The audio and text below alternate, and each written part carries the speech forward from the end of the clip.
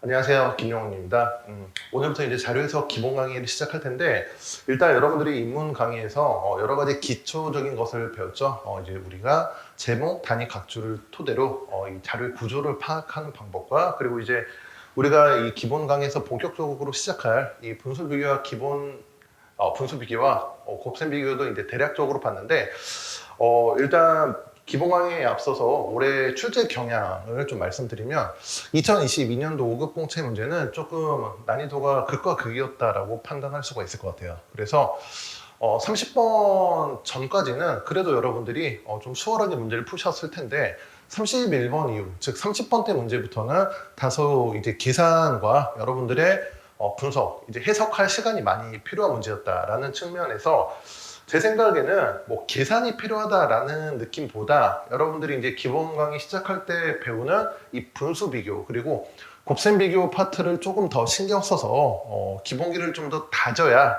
내년에도 어떤 문제가 나오든지 간에 여러분들이 충분히 해결할 수 있다라고 생각이 들어요. 그래서 가장 중요한 파트를 오늘부터 시작할 테니까 집중해서 강의를 잘 들어주시기 바랍니다. 네, 첫 번째 이제 기본기 다지기라고 해서 이제 기본 개념으로 분수 비교가 나왔죠.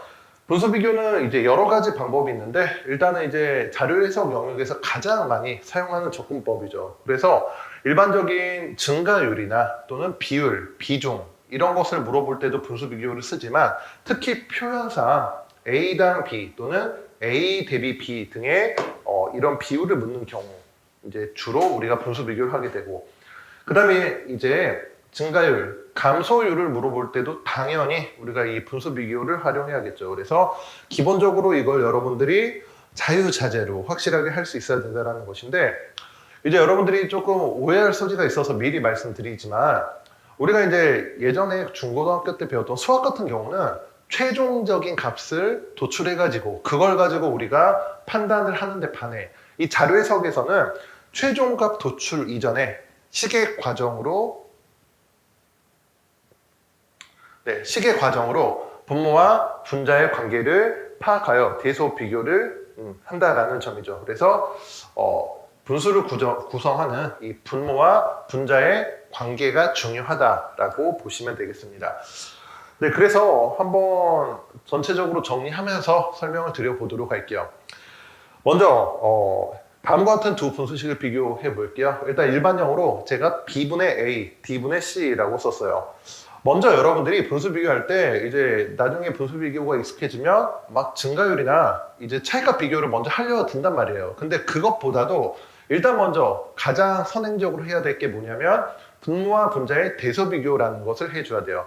사실 이건 너무 당연하지만 만약에 첫 번째 상황과 같이 분자는 A보다 즉 C가 더 크고 반대로 분모는 그쵸 D보다 B가 더 큰 경우에는 일종의 왼쪽 분수에 비해서 오른쪽이 분모는 더 작고 분자는 더 크기 때문에 당연히 B분의 A보다 D분의 C가 더 크다라고 볼 수가 있겠습니다. 네, 그래서 여러분들이 증가율이나 차이값 또는 두 번째 나오는 기준 설정을 통한 비교 이전에 여러분들이 반드시 먼저 분모와 분자의 대소 비교를 해 주셔야 되고 두 번째로 이제 기준 설정을 통한 비교라고 되어 있는데 일반적으로 분수 비교는 분모, 분자가 둘 다 한쪽 사이드가 더 클 때 사용한다라고 보시면 돼요. 그래서 이제 먼저 기준을 정해서 판단이 가능한지 보자라는 건데 이제 예를 들면 제가 두 가지의 분수를 적어드렸죠.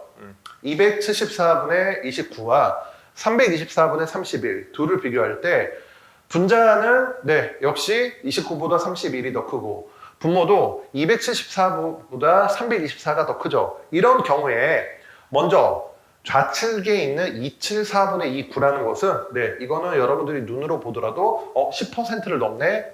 하지만 반면 오른쪽에 있는 324분의 31은 어때요? 10%를 넘지 못하게 되죠. 그래서 이것도 여러분들이 이 10%라는 기준을 통해서 분수 비교를 할 수가 있다라고 보시면 되겠습니다. 네, 그래서 이 첫 번째와 두 번째는 사실 제가 여러분들한테 알려드리기 이전에도 여러분들이 충분히 할 수 있는 방법이고 그 다음에 이제 다음 페이지 넘어가서 세 번째인 분자와 분모의 증가율 비교법을 한번 보도록 할게요.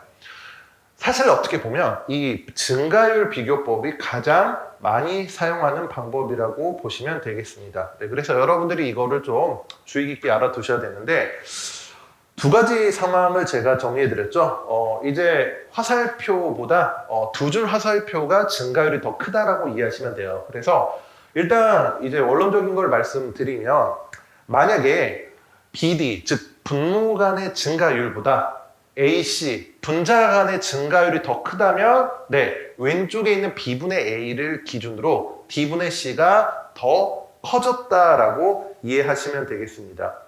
반대로 B분의 A와 D분의 C 상황에서 분자인 A에서 C로의 증가율보다 반대로 분모인 B에서 D로의 증가율이 더 크다면 네, 더 분수가 작아졌다라고 보시면 되는데 네, 이렇게 이제 일반형으로 말씀드려서 여러분들이 조금 이해가 안 될 수 있는데 제가 하나의 실예를 들어드리도록 할게요. 네, 만약에 5분의 1과 10분의 2라는 분수가 있다라고 하면 사실 이건 너무나도 당연히 극명하게도 같은 숫자죠. 같은 숫자인데 앞으로 우리가 이런 간단한 숫자를 볼 리가 없잖아요. 그렇기 때문에 이렇게 분모와 분자의 증가율을 비교해가지고 판단하는 연습을 해야 되고 나중에 제가 다시 한번 언급을 해드리겠지만 우리가 만약에 이제 이 10분의 2도 약분하면 결국 5분의 1이니까 이렇게 이제 분수가 같다라는 것을 증명할 수도 있겠지만 우리가 증가율 비교법으로 볼 때에도 이와 같이 분모도 2배 증가, 분자도 2배 증가와 같은 상황이라면 역시 분수가 똑같다. 즉 분수의 비율이 같다라고 할 수가 있어요. 네. 그러면 이제 두 번째로 만약에 5분의 1과